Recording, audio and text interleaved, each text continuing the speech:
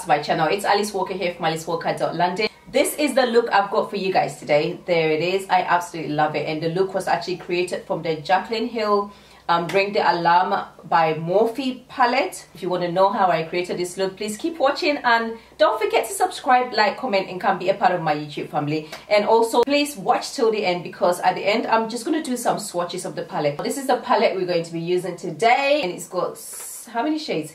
It's got 10 shades in there.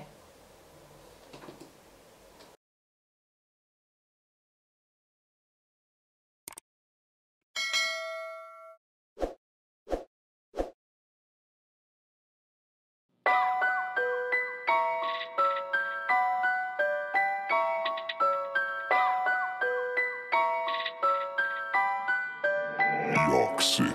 Ihaksi.